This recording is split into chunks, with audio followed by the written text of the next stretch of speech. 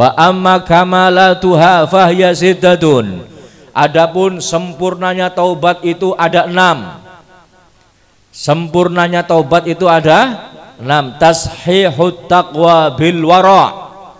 Ini kalau mau sempurna orang yang taubat ya ada 6. Yang pertama, membuktikan atau membenarkan sifat takwanya itu atau sifat takutnya itu dengan wara'. Tahu wara'? Tahu wara'? Sikap berhati-hati. Bukan cuma menjauhi yang haram saja. Kalau yang menjauhi yang haram harus hadirin ya. Menjauhi yang makruh lebih bagus. Tapi ini hadirin menghindari sesuatu yang mungkin dibolehkan oleh agama kita. Tapi kita hindari karena hati-hati. Makan banyak hadirin dan makan yang enak ya, kayak model raja di istana, semua terhampar mewah hadirin, ini boleh-boleh saja. Cuman kalau kita mau sikap berhati-hati, meninggalkan itu hadirin. Meninggalkan itu. Panjenengan dapat satu rezeki, mungkin ini sah-sah saja hadirin. Cuman karena nantinya enggak barokah, panjenengan tinggalkan misalkan. Maka ini warok namanya. Ya, warok ini sikap berhati-hati. Jangan salahkan orang yang warok hadirin. Jangan sampai karena kita wah lebay nemen, kok terlalu berlebihan. Jangan. Karena mungkin mereka sedang melakukan hal yang semacam itu. Banyak sekali kiai-kiai kita, ulama-ulama kita dulu itu sifatnya warok ya, atau waroi atau wirai. Mereka benar-benar hati-hati dalam segala hal. Kita sering dapati cerita, sering dengar cerita, mereka bahkan nggak berani ngerti bioskop ya. Tahu bioskop? Ya, bioskop apa bioskop? Tempatnya nonton. Apa tempatnya nonton film saja? Ada tujuan yang lain? Ada maksud yang lain? Ada sesuatu yang terjadi di bioskop selain nonton film? Ada ikhtilat antara laki-laki dan perempuan, campurnya laki-laki dan perempuan hadirin. Artinya ada perbuatan haram secara agama di situ hadirin. Oh Bib, saya ke bioskop aman-aman saja. Iya, cuman ikhtilat laki perempuan nggak bisa dihindarkan saat ada di bioskop hadirin. Belum lagi nanti mungkin isi filmnya, belum lagi mungkin ya bersebelahan antara laki-laki dan perempuan dan lain sebagainya. Mungkin hadirin ngelihat bioskopnya saja, deleng wis ana bioskop, ada gambarnya filmnya Rambo misalkan, kan sah-sah saja, boleh-boleh saja, oleh boleh dengan lewat deleng bioskop, deleng ngarepe tok, oleh boleh nggak? Boleh-boleh saja hadirin. Mungkin nggak mengandung unsur haram dan nggak mengandung unsur halal, tapi boleh-boleh saja. Ulama dahulu hadirin tahu mudorotnya bioskop, kidong lewat bioskop ditutupi matanya, nggak mau melihat hadirin. Kira-kira berlebihan nggak? Ini jawabnya angel. Ya dengan dong uru anak wong ditutup orang gelem deleng bioskop. Kira-kira berlebihan nggak? Hah? Menurut akalnya kita yang lemah ini, orang yang seperti itu berlebihan hadirin. Cuman kalau orang punya sikap berhati-hati, yang seperti itu nggak berlebihan. Yang seperti itu menjaga mata supaya tidak melihat sesuatu yang berbau maksiat, memuliakan matanya supaya hanya melihat yang baik-baik saja. Ini orang dahulu sampai seperti itu hadirin. Sebenarnya mungkin sah-sah saja, boleh-boleh saja. Secara syariat boleh-boleh saja hadirin. Ya, secara syariat boleh-boleh saja. Contoh lagi Imam Abu Hanifah. Imam Abu Hanifah ini hadirin orang yang suka ngutang, yang suka memberikan utang, bukan suka utang. Yang suka memberikan apa? Hutangan. Cuman dong memberikan hutangan ini hadirin, Imam Abu Hanifah ini berharap orangnya nggak bisa bayar. Jadi nanti ketika dia minta untuk dibur utangnya, diburkan sama Imam Abu Hanifah dapat pahala hadirin. Ana boleh wong model sing kaya gue, ngutangi wong tapi orang gelem dibayar. Ana boleh? Hah?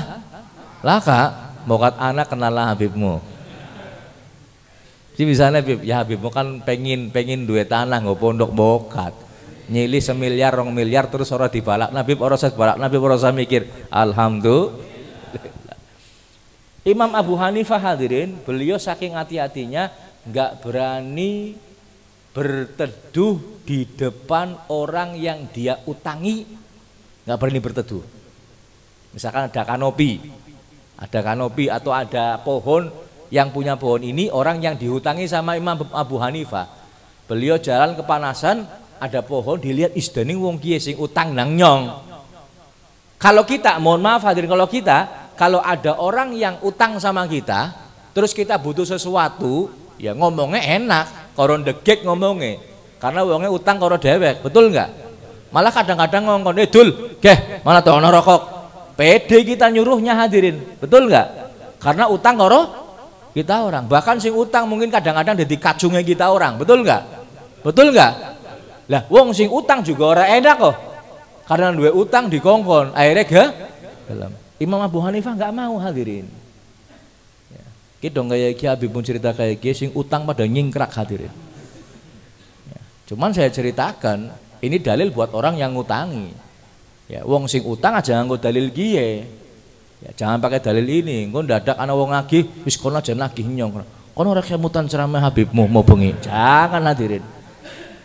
Ki dudu nggo ente dul, ente sing utang dalile sejen maning. Orang yang hutang dalilnya apa? Rasulullah saja nggak mau mendoakan dan menyolati orang yang ada utangnya, ditinggal sama Nabi Muhammad sampai hutangnya dilunasi hadirin. Bahkan tergantung amalannya nggak bisa diterima oleh Allah sebelum hutangnya dilunasi. Kenggo dalil wong sing utang dul. Ya, sing ngutangi dalilnya ini Imam Abu Hanifah. Imam Abu Hanifah nggak berani berteduh di rumahnya orang yang dihutangi sama dia. Kenapa? Dia takut barangkali itu termasuk kelebihan. Kan setiap kelebihan dari sebuah pinjaman ini kan riba hadirin. Setiap kelebihan dari sebuah pinjaman ini apa? Riba. Dan Imam Abu Hanifah menganggap kalau berteduh ini berarti kelebihan dari utang. Dia utang sama saya. Kehadiran wonge utang karo panjenengan, terus panjenengan berbuat seenaknya saja dengan berteduh di depan rumahnya orang itu. Enggak mau Imam Abu Hanifah. Dirongokna wong sing utangi, tapi sing utang aja nganggo dalil kiye. Ya, yang utang pakainya dalil apa? Ya, dalil yang bahayanya orang yang utang. Wa tahqiqul istiqamah bisidqi, dan apa? Memperbaiki istiqomah dengan kejujuran, dengan ketulusan. Istiqomahnya itu tulus hadirin. Istiqomahnya itu benar-benar istiqomah. Ya, benar-benar istiqomah dengan apa? Dengan tulus, bukan istiqomahan tok.